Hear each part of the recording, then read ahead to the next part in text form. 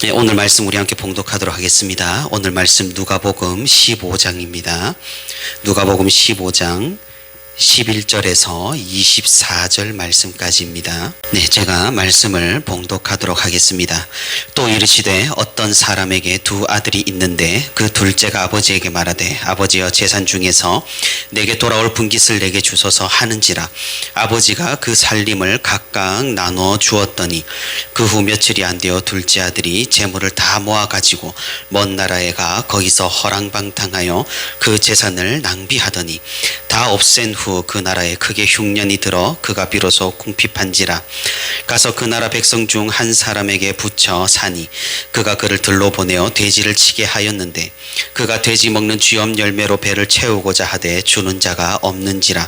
이에 스스로 돌이켜 이르되 내 아버지에게는 양식이 풍족한 품꾼이 얼마나 많은가. 나는 여기서 주려 죽는구나. 내가 일어나 아버지께 가서 이르기를 아버지, 내가 하늘과 아버지께 죄를 지었사오니 지금부터는 아버지의 아들이라 일컬음을 감당하지 못하겠나이다. 나를 품꾼의 하라로 보소서 하리라 하고 이에 일어나서 아버지께로 돌아가니라. 아직도 거리가 먼데 아버지가 그를 보고 측은히 여겨 달려가 목을 안고 입을 맞추니 아들이 이르되 아버지, 내가 하늘과 아버지께 죄를 지었사오니 지금부터는 아버지의 아들이라 일컬음을 감당하지 못하겠나이다 하나. 아버지는 종들에게 이르되 제일 좋은 옷을 내어다가 입히고 손에 가락지를 끼우고 발에 신을 신기라. 그리고 살진 송아지를 끌어다가 잡으라. 우리가 먹고 즐기자.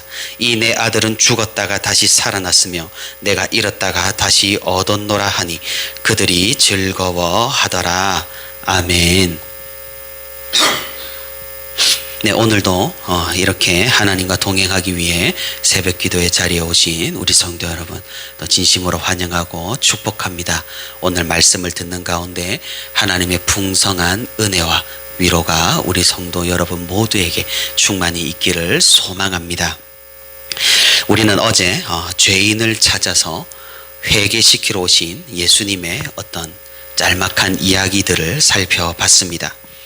예수님께서는 잃은 양을 찾은 목자와 그리고 또 잃은 드라크마, 은동전을 찾은 여인의 이야기를 통해서 하나님께서 한 사람의 회개를 얼마나 기뻐하시는지, 또 하나님께서는 스스로 의인이라 우쭐대는 자가 아니라 스스로 죄인이라 여기고 땅을 치는 자를 구원하신다고 말씀을 하셨습니다. 오늘 예수님께서는 계속해서 그 당시 모인 사람들과 또 오늘 우리들에게 이야기를 이어가고 계십니다. 우리가 너무나 잘 아는 탕자의 이야기입니다. 그런데 11절 상단을 자세히 보시면 이 단락의 제목이 등장합니다. 잃은 아들을 되찾은 아버지 비유. 조금 이상하지 않습니까? 우리가 흔히 탕자 이야기, 또 돌아온 둘째 아들, 그리고 집에 있던 첫째 아들의 교만함 등으로 이 이야기를 잘 알고 있었을진데 제목의 관점이 조금은 다릅니다. 예수님께서는 하나님의 심정을 중심으로 말씀해 주시고 오늘 이 이야기를 기술하고 계시는 것입니다. 잃어버린 소중한 것을 찾은 그 사람의 심정, 잃어버렸던 양을 찾은 목자의 마음, 잃어버렸던 드라크마를 찾은 그 여인의 마음, 잃어버렸던 아들을 찾은 그 아버지의 마음이 바로 돌이키는 죄인을 보시는 하나님의 심정이라고 말입니다. 그리고 우리가 돌이킬 때 하나님께서 얼마나 기뻐하시고 얼마나 즐거워하시며 얼마나 환영하시는지 앞선 두 이야기와 더불어서 오늘 탕자의 이야기로도 말씀해 주시고 계시는 것입니다.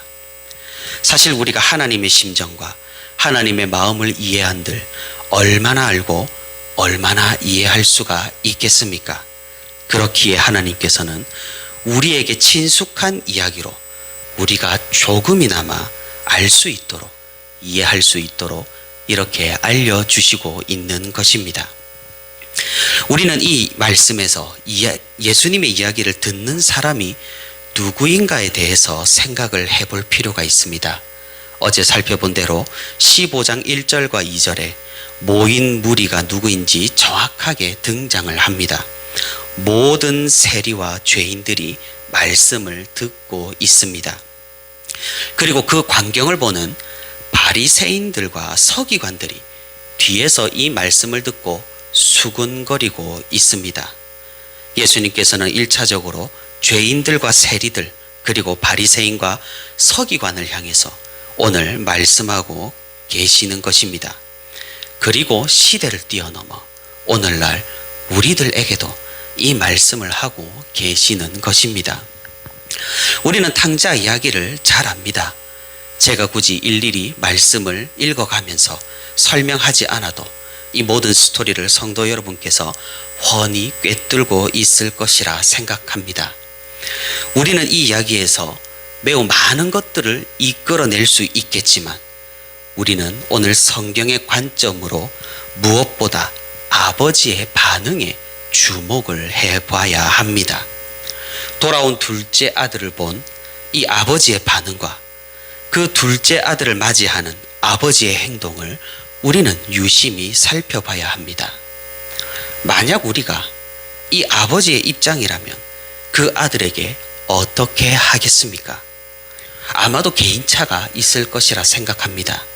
엄격하거나 또 부드럽거나 또 계산적이거나 또는 관용적이거나 다양한 반응을 생각해 볼 수 있을 겁니다. 하지만 결코 오늘 이야기에서 등장하는 이런 아버지의 반응을 보이는 것은 아마 쉽지만은 않을 것이라 생각합니다. 떠난 아들을 매일같이 기다리며 어렴풋이 보이니 달려나가 맞이하고 노예로 써달라는 아들에게 다시금 그 집의 자녀가 되게 하고 채색옷과 금가락지와 잔치를 베푸는 이 아버지의 모습은 우리가 쉽게 상상하기가 힘듭니다. 세상 어느 아버지가 이렇게 할 수 있겠습니까? 아마 이렇게 한다면 자녀 버릇이 나빠진다며 사람들이 비난할 수도 있을 것입니다. 하지만 이 아버지는 그런 것들을 신경 쓰질 않았습니다. 아들이 돌아온 사실이 너무나 기쁘고 즐거워서 잔치를 벌일 생각을 하고 있는 것입니다. 이 아버지가 첫째 아들이 셈이 나서 화낼 것을 예상하지 못했을까요? 아마 그렇지 않았을 겁니다. 하지만 아버지는 이렇게 행동을 했습니다. 왜 그렇습니까? 떠나버렸던 사랑하는 아들이 돌아왔기 때문입니다. 이 이야기를 듣는 사람들이 누구였습니까? 죄인들, 세리들, 창녀들, 사회에서 버림받아 갈 곳 없어 예수님을 마지막으로 의지하던 그런 사람들이었습니다. 이 이야기를 듣는 내내 자신을 탕자로 생각하고 탕자로 자신의 감정을 이입을 했을 것입니다. 비천하게 노예로 살아가며 부정한 돼지를 치고 그 돼지가 먹는 지엄 열매도 없어 굶주리는 그 아들의 모습에서 자신의 모습을 발견했을 것입니다. 유대 사회는 그들을 배척했고 그들을 부정하다 했으며 그들을 죄인이라고 정죄했기 때문입니다. 경멸 어린 시선과 인간 이하의 취급을 받는 그들의 몸과 마음은 이미 벌써 만신창이가 되어 있었을 것입니다. 이런 그들에게 예수님께서는 오늘 하늘나라의 복음을 들려줍니다. 너희가 하나님께로 돌아오면 하나님께서는 너희의 지금 상태와 상황을 전혀 신경 쓰지 않으신다. 사람의 시선과 하나님의 시선은 전혀 다르다. 하나님은 너희 한 명이라도 돌이키는 것을 더할 나위 없이 기뻐하신다.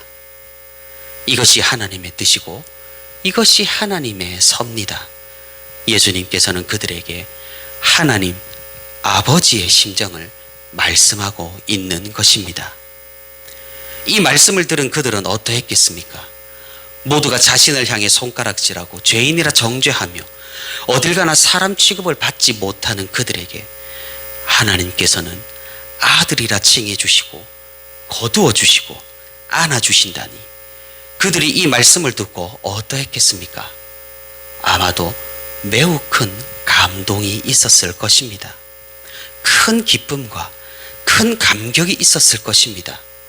주님의 말씀을 듣고 속히 회개하는 무리가 생겼을 것입니다.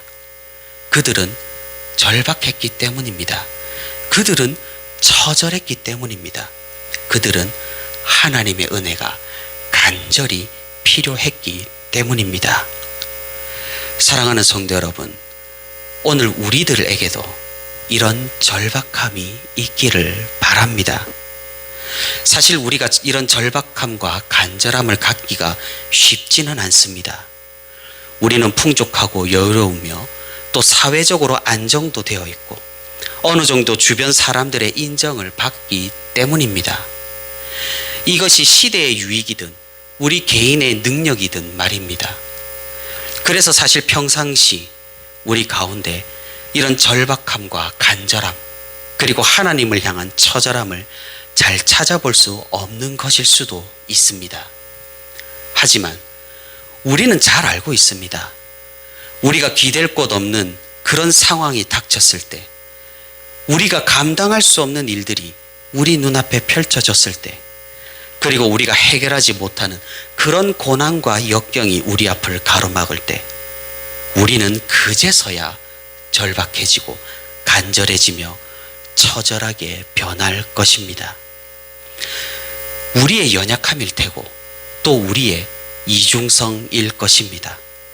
그러니 우리는 걱정합니다. 이럴 때마다 하나님을 찾아본들 하나님께서는 내 기도를 들어주실까? 우리가 이럴 때마다 하나님을 찾게 된다면 하나님이 내 말을 들어주실까라고 말입니다. 오늘 주님의 말씀을 듣는 청중들도 그러했습니다. 그들은 하나님의 하나님의 은혜를 기대하지 못했습니다. 그들은 하나님의 자비를 바라보지 못했습니다. 자신된 것을 너무나도 잘 알았고 사람들이 자신을 향해 하나님의 저주를 받았다고 말했기 때문입니다. 이런 상황에서 이들이 하나님께 기댈 수가 있었을까요? 그런 그들에게 예수님께서는 아버지께로 돌아오라. 아버지께서는 값도 없이 벌도 없이 너희를 안아주신다고 말씀해 주신 겁니다. 오늘 우리도 마찬가지입니다.